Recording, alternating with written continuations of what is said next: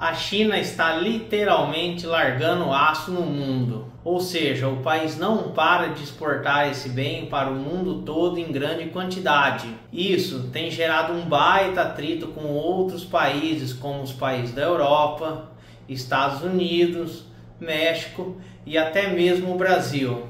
Mas afinal, como chegou a essa situação e quais são os impactos aí no mercado de aço a nível mundial? E é isso que a gente vai buscar entender no vídeo de hoje. Roda a vinheta.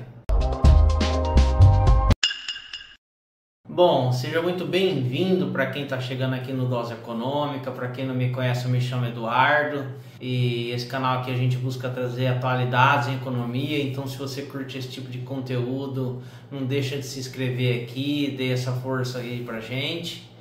Bom, no vídeo de hoje, então, como a gente viu aí, né, na introdução, tá acontecendo um inundamento aí do aço produzido na China, mas para a gente entender toda essa situação a gente vai ter que voltar um pouquinho na história. Eu acho que isso acaba ficando aí completo, toda essa compreensão de por que o aço chegou aí a essa situação de super oferta que a China está impondo aí no mercado a nível mundial. Bom, lá em meados, durante a Revolução Comunista, lá do período do Mao, havia uma política industrial, né, que favorecia aí o surgimento de siderurgias, né, o impulsionamento desse setor, ou seja, seria a produção de aço.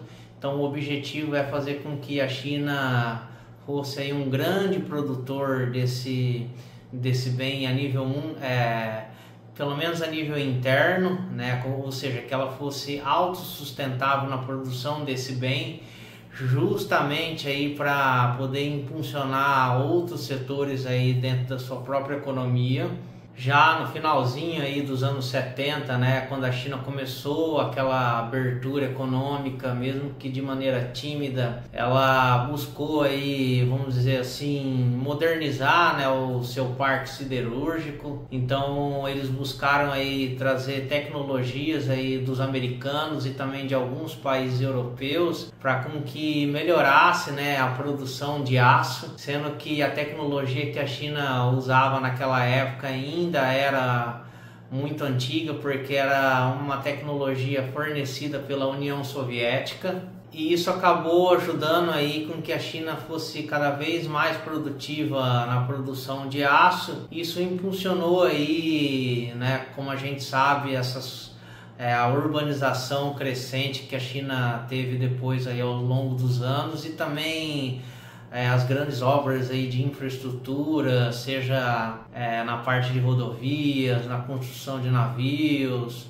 ou também bens tecnológicos. E então essa ligação da China com, né, a superprodução de aço já vem de muitos anos atrás e não é só de agora. E o resultado aí dessa política industrial acabou gerando grandes efeitos aí no mercado de aço da China perante aí em comparação ao nível mundial. A China hoje, como a gente pode ver aqui, ela lidera o ranking de maior produtora de aço do mundo, e depois em seguida vem a Índia. E não só como o maior produtor de aço, mas a China também tem as maiores empresas produtoras de aço. Então entre as 10 primeiras empresas aí, 6 são chinesas. Lembrando aí que dessas 6, apenas 2 são privadas.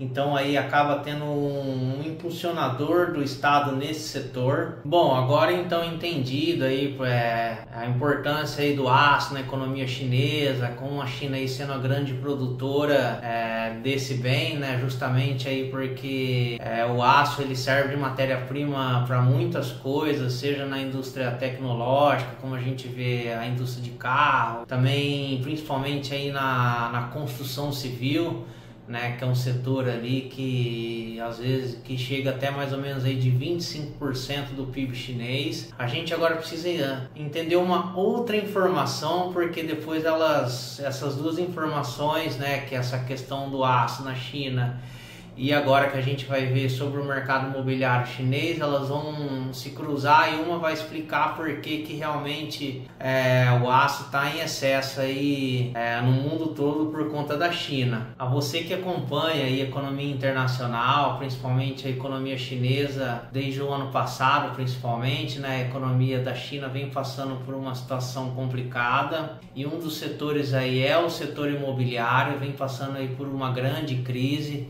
A gente viu o problema aí da Evergrande, né, que é uma empresa, parece que era uma incorporadora chinesa que acabou dando calote em muita gente. Então a China acabou aí tendo um grande boom aí na construção civil durante muitos anos.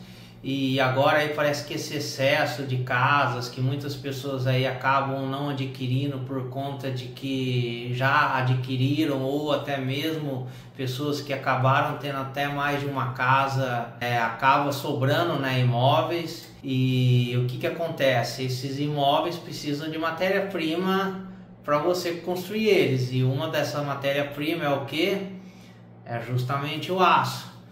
Então, o que está acontecendo? Muitos imóveis agora estão deixando de ser construídos, está diminuindo aí a oferta agora, cada vez menos de imóveis na China, né? Justamente por conta aí de que muitas pessoas já não estão comprando, ou até mesmo houve aí essa coisa aí de cidades fantasmas na China, onde pessoas acabavam não se mudando para esses locais.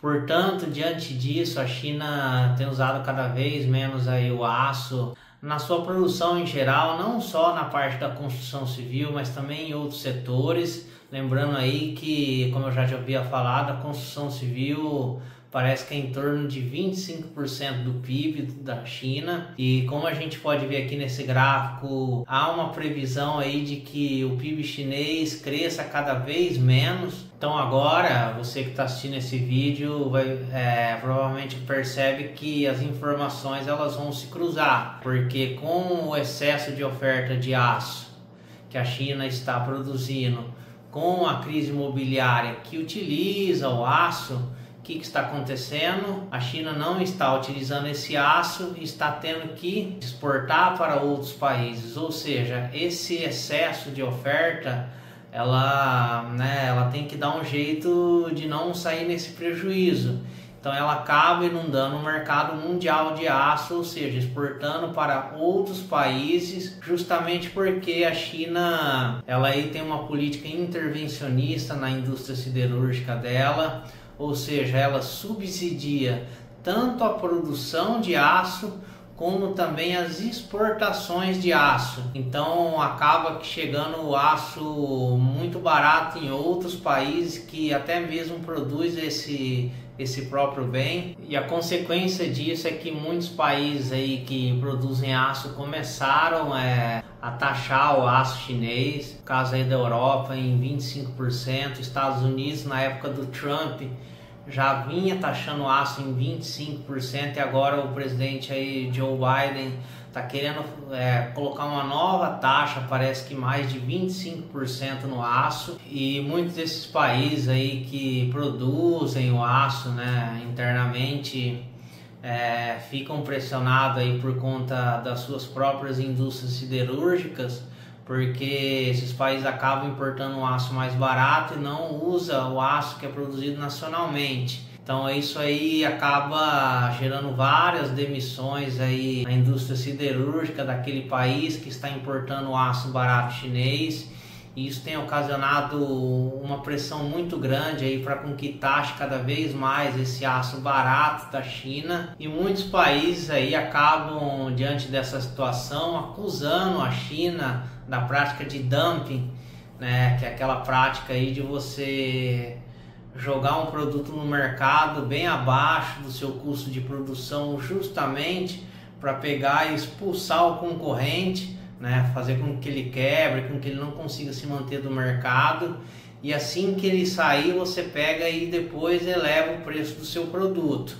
E existem aí então duas práticas de dumping, né, no caso. Uma delas é aquela que, né, no caso da China, né, e do aço, como a gente está vendo, que determinado setor recebe subsídio governamental e por isso consegue exportar seus produtos abaixo do preço de produção. E o segundo exemplo é o que ocorreu aí no caso do Walmart, né, nos Estados Unidos, onde ele buscou operar aí um certo tempo com prejuízo e com os preços aí abaixo do seu custo, acabou eliminando aí um monte de concorrente, depois ele pegou e aumentou os preços. E com o Brasil, né, não ia ser tão diferente assim. A nossa indústria siderúrgica também vem sofrendo com isso. O Brasil tem importado cada vez mais esse aço barato da China, e com a importação aí desse aço acaba não consumindo assim tanto aço que é produzido internamente no nosso país, e isso tem levado aí o fechamento de algumas fábricas e demissões em massa. E uma das empresas aí que sentiu bastante aí é a própria Gerdau. Portanto, diante disso, há uma certa pressão aí do setor siderúrgico brasileiro para com que, né, taxe esse aço barato chinês ali aos moldes de como está fazendo na Europa. Só que a coisa não é tão simples assim, porque o Brasil ele tem a China aí como um grande parceiro comercial, diferente de outros países aí, como é o caso dos Estados Unidos e da Europa, com exceção do México, né? Que a gente aí não é um país assim tão forte para estar batendo de frente economicamente com a China. Então pode ser que aí haja até uma certa retaliação do governo chinês se o Brasil realmente começa aí sobretaxar. Então não é uma situação tão simples assim de resolver. Então eu quero que você deixe aqui nos comentários o que você pensa disso, beleza? Eu espero que você tenha gostado desse vídeo. Um grande abraço, tchau, tchau.